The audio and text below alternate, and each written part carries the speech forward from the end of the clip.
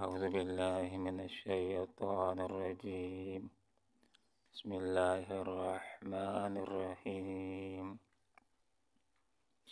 ويعبدون من دون الله ما لم ينزل به سلطانه وما ليس لهم به علم وما للظالمين من نصير. صدق الله العظيم. سبحانك لا علم لنا إلا ما علمتنا إنك أنت العليم الحكيم. ويعبدون اور یہ عبادت کرتے ہیں من دون اللہ اللہ کے علاوہ ما ان چیزوں کی لم ينزل کہ نہیں نازل کی اس نے بھی جن کے بارے میں سلطانہ کوئی سند وما لیس اور نہیں ہے لہم ان کے پاس بھی اس کے بارے میں علم کوئی علم وما اور نہیں للظالمین ظالموں کے لیے من نصیر کوئی مددگار دنیا کے اندر پروردگار عالم کو چھوڑ کر لوگوں نے بہت ہی بیوقوفی کا اظہار بھی کیا کہ اللہ رب العالمین کو چھوڑ کر حقیقی معبود کو چھوڑ کر اوروں کی پوجا کرتے رہے، ان کی بندگی کرتے رہے، ان کے نام کی نظر و نیاز دیتے رہے، ان کے آستانوں کے اوپر جا کر چڑھاوے چڑھاتے رہے۔ لوگوں نے گائے کی پوجا بھی کی ہے، پتھر کی پوجا بھی کی ہے، اور چاند کی، سورج کی، ستاروں کی، آگ کی پوجا بھی کی ہے، بتوں کی پوجا بھی کی ہے، انسانوں کی پوجا بھی کی ہے، فرعون کی اور نمرود کی پوجا بھی لوگوں نے کی ہے۔ یہاں پر اللہ رب العالمین نے فرمایا وَيَعْبُدُونَ یہ بندگی کرتے ہیں۔ آپ صلی اللہ علیہ وسلم کے جو اولین مخاطبین تھے جن کو آپ صلی اللہ علیہ وسلم دعوت دے رہے تھے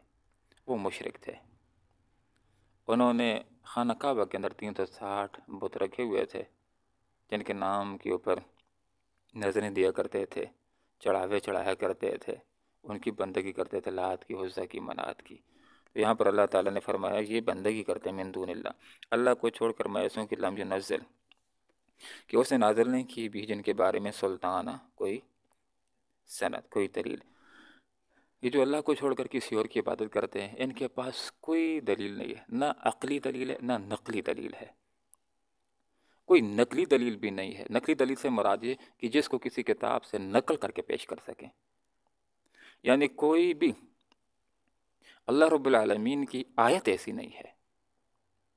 کوئی بھی کسی رسول کی صحیح حدیث ایسی نہیں ہے کہ جس کے اندر یہ بات ذکر ہو کہ جس نے سورج کی یا چاند کی یا فلاں انسان کی یا لات و عزیٰ منات کی بندگی کر لی تو گویا کہ اس نے اللہ کی بندگی کر لی، ایسا کہیں بھی لکھا ہوا نہیں ہے۔ ایسی آیت کہیں پر بھی نہیں ہے کہ جس کے اندر یہ بات مذکور ہو کہ اللہ نے فلاں کو اپنی عبادت میں، اپنی خدائی میں شریک کر رکھا ہے، جس نے اس کی بندگی کر لی تو گویا کہ اس نے اللہ کی بندگی کر لی، ایسا نہیں ہے۔ یہاں پر یہ بات ذکر کر لی وَيَعْبُدُونَ یہ بندگی کرتے ہیں من دون اللہ اللہ کو چھوڑ کر ما ان چیزوں کی لم ينزل نہیں نازل کی اس نے بھی ان کے بارے میں سلطانہ کوئی دلیل وما ليس لهم بعلم اور نہ ان کے پاس کوئی علم ہے، نقلی دلیل بھی نہیں کہ کسی کتاب سے نقل کر کے بتلا سکیں۔ بت کے آگے جھکتے ہیں تو آدمی پوچھے کہ کیوں جھکتے ہو،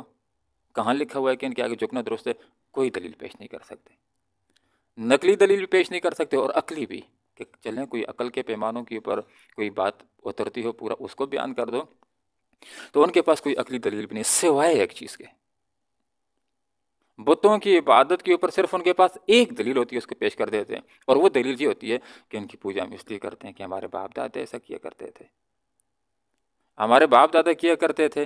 تو ان کی اتباع کے اندر ہم ایسا کرتے ہیں، اور ضروری نہیں کہ باپ دادا جو کام کرتے ہیں وہ سارے کے سارے درست بھی ہوں،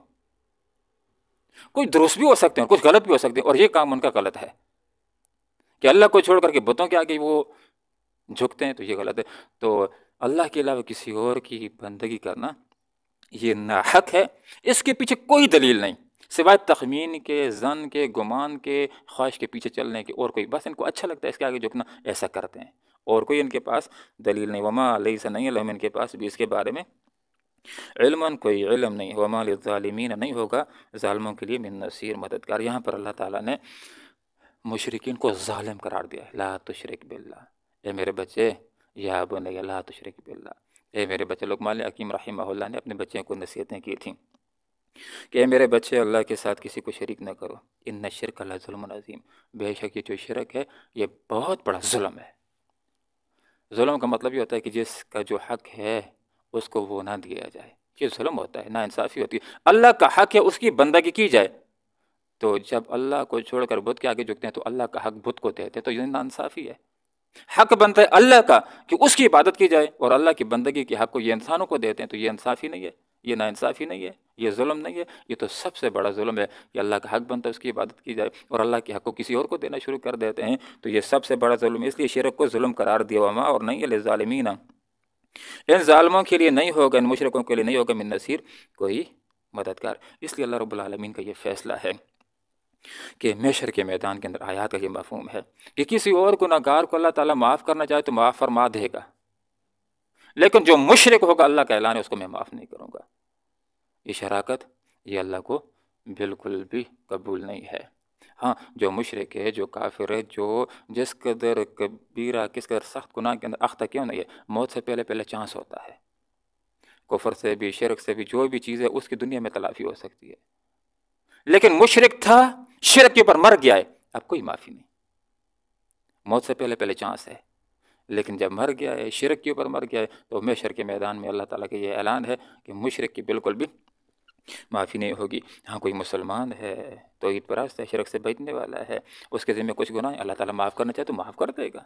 لیکن مشرکین کے حوالے سے اللہ تعالیٰ نے صاف بات کی ہے۔ وَإِذَا تُتْلَىٰ جب پڑھ جاتی ہے علیہم ان کے اوپر آیاتنا، ہماری آیات بینات واضح، تعریف ہو تو تم دیکھتے ہو فی وجوہ چہروں میں الذین ان لوگوں کے کفر جنہوں نے کفر کیا، المنکر ناگواری کے آثار۔ جس وقت آپ صلی اللہ علیہ وسلم درس کرتے تھے یا صحابہ کرام جس وقت درس کرتے تھے، تلاوت کرتے تھے، اور آیات کے اندر یہ بات ہوتی ہے کہ یہ لات، یہ عزیٰ اور یہ منات، یہ کچھ نہیں کر سکتے، یہ بندگی کے قابل نہیں ہے، عبادت کے قابل نہیں ہے، تو جو مشرک ہوتے تھے تو ان کے پیٹوں میں مروڑ پڑنے شروع ہو جاتے تھے، ان کے ماتھوں کے اوپر بل آنا شروع ہو جاتے تھے، اور جو توحید بیان کرتے تھے ان کے اوپر ان کو غصہ چڑھتا تھا، ایسے غصہ چڑھتا تھا بس ان کا دل چاہتا تھا کہ جو تلاوت کر رہا ہے اس کے اوپر ہم عمل آور ہو جائیں۔ جیسے کہ یہاں پر کوئی پیر پرست ہو اور پیروں کے حوالے سے اس کا بہت گہرا عقیدہ ہو کہ یہ تو اس طرح دے سکتے جیسے اللہ دے سکتا ہے، اور آدمی یہ کہتے کہ یہ بابے کچھ نہیں کر سکتے، پیر کچھ نہیں کر سکتا، تو جو پیر پرست ہوتا ہے اس کو بڑا غصہ چڑھتا ہے، غضبناک ہو جاتا ہے، لڑائی کے لیے تیار ہو جاتا ہے۔ تو یہی حالت ہے کہ جس وقت آیات کی تلاوت ہوتی ہے، حق بیان ہوتا ہے، اور یہ کہا جاتا ہے کہ لات و منات کچھ نہیں کر سکتے، تو مشرکین بفر جاتے ہیں۔ وَإِذَا تُتْلَىٰ جب پڑھ جاتی ہیں علیہم ان کے پر آیاتنا، ہماری آیات بینات واضح تعریف تو تم دیکھتے ہو فی وجوہ چہروں میں الذین ان لوگوں کے کفروا جنہوں نے کفر کیا، المنکر ناخوشی کے آثار۔ جس وقت درست بات ہوتی ہے، حق بات کی جاتی ہے، جو ان کے نفسوں کے ساتھ ٹکراتی ہے تو ان کے چہرے بگڑ جاتے ہیں۔ اب کیا ہوتا ہے، یکادون، اب ان کا بس چڑھے تو یستون، یہ حملہ کر گزرے، بعض اوقات حملہ کر بھی دیتے تھے کہ جب کوئی ابتدا میں ایسا ہوتے تھے، واقعات ایسے ہوتے تھے کہ جب کوئی آدمی مسلمان ہوتا، آیات کو پڑھتا تھا تو بہت سارے کافر حملہ آور بھی ہوتے تھے، مارتے بھی تھے۔ لیکن بعض اوقات تو یہ ہوتا ہے کہ غصہ چڑھتا ہے لیکن ہمت نہیں ہوتی کہ اگلے کے اوپر حملہ آور ہو سکے، لیکن کیفیات تو اللہ تعالیٰ نے ان کی بیان کر دی ہیں کہ ان کی کیفیات یہ ہوتی ہیں۔ قریب ہے کہ یستون، یہ حملہ کر دیں، کن کے اوپر، بالذین یتلون، ان کے اوپر کہ جو حق بیان کرتے ہیں، اور ان کے اوپر کہ جو تلاوت کرتے ہیں، علیہم ان کے اوپر آیاتنا، ہماری آیات کی، ان کے اوپر یہ حملہ آور ہو جائے، ان کے جذبات جو ہوتے ہیں۔ قل کہہ دیجیے او نبئکم، کیا میں تم کو خبردار نہ کر دوں اس سے بھی زیادہ بری چیز کی، اور وہ ہے النار، آگ۔ دیکھیں کیسے اللہ تعالیٰ نے بات کو سمجھایا کہ اے وہ ظالم انسان، اے وہ مشرک کے توحید کی آیات کو سنتے تمہیں غصہ چڑھتا ہے، تمہاری کیفیت ایک تکلیف دہ ہو جاتی ہے، کیا اس سے بھی زیادہ تکلیف دہ چیز تم کو نہ بتلائیں، اور وہ ہے آگ۔ آگ آیات کو سننے سے تم کو ناگواری ہوتی ہے، اس سے بھی بری چیز تم کو ملنے والی ہے۔ جس وقت تو آیات کی طرف نہیں آئے گا، ایمان نہیں لائے گا، اور وہ بری چیز کیا ہوگی، اب تو صرف غصہ چڑھتا ہے، پھر تمہیں آگ لگے گی، اور وہ آگ دنیا کی آگ سے زیادہ خطرناک ہو۔ کل کہہ دیجیے او نبئکم، کیا تم کو خبردار نہ کر دوں بشر من ذالک، اس سے بھی زیادہ بری چیز کی، النار، وہ آگ ہے، وعدہ جس کا وعدہ کیا ہے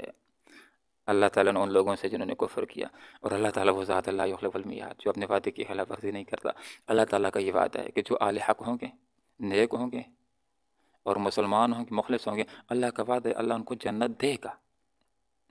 اور جو کافر ہیں، جو مشرک ہیں، اللہ کا وعدہ ہے کہ میں ان کو دوزخ دوں گا، اور اللہ تعالیٰ وہ ذات ہے کہ ومن اصدق من اللہ قیلا، اللہ سے بڑھ کر سچا اور کون ہو سکتا ہے۔ اللہ نے جو بات کی وہ سچ بات ایسا ہو کر کے رہے گا. لا یخلف المیعاد، اللہ تعالیٰ نے وعدے کی خلاف ورزی نہیں کرتا. وعدہ، یہ وعدہ ہے اس کا، الذین، ان لوگوں کے ساتھ کفر جنہوں نے کفر کیا. وبئس المصیر، اور ٹھکانوں میں سے یہ بہت بڑا ٹھکانہ ہے. یہ انسان کا ایک ٹھکانہ ہے دنیا، یہ عارضی ٹھکانہ ہے، اس میں غمیاں بھی ہیں، خوشیاں بھی ہیں، سکھ بھی ہیں، دکھ بھی ہیں. اور انسان کا ایک ٹھکانہ ہے جنت، یہ نیک لوگوں کا ٹھکانہ جس میں مزے ہی مزے ہیں. اور انسان کا ایک ٹھکانہ دوزخ ہے، یہ برے لوگوں کا، مشرکوں، کافروں کا، منافقوں کا ٹھکانہ ہے. اور اس ٹھکانے کے حوالے سے اللہ کا یہ تبصرہ ہے وبئس المصیر، یہ بہت ہی برا ٹھکانہ ہے. اس لیے برا ٹھکانہ ہے کہ جب پانی ضرورت ہوگی تو کچھ لوگ پیپ گرم پانی دیا جائے گا، جب کھانا ضرورت ہوگا تو تھوڑا کا درخت دیا جائے گا. اور ایک عذاب کی جس کے اندر سارے جہنمی ملوث ہوں گے، اس کو برداشت بھی نہیں کر سکیں گے. وہ آگ کا عذاب ہے، وہ آگ کی جس کے بارے میں اللہ کے رسول نے بتلایا کہ دنیا کی آگ 69 گنا زیادہ گرم ہے. یہ اس کا 70واں حصہ ہے. صحابہ نے عرض کیا اللہ کے رسول جلانے کے لیے تجھے بھی کافی، فرمایا کافی ہے، لیکن اس کے باوجود جو جہنم کی آگ ہے وہ دنیا کی آگ سے 69 گنا زیادہ گرم ہوگی. اور حدیث کا یہ بھی مفہوم ہے کہ اس کچے اور نازک جسم کے ساتھ جہنمی کو جہنم میں داخل نہیں کیا جائے گا، بلکہ اس جسم کو، دنیاوی جسم کو اللہ موٹا کرے گا، اس کے چمڑے کو موٹا کرے گا تاکہ اس آگ کو سیک سکے اور درد کو محسوس کر سکے. اسی کے جو جہنم کا عذاب ہے اس کی 3 صفات ذکر ہیں. ایک ہے عذاب عظیم، بڑا عذاب بھی ہے، ایک عذاب علیم، دردناک عذاب بھی ہے، ایک عذاب مہین، رسوا کرنے والا عذاب بھی ہے. اللہ تعالیٰ مجھے اور آپ کو دنیا میں بھی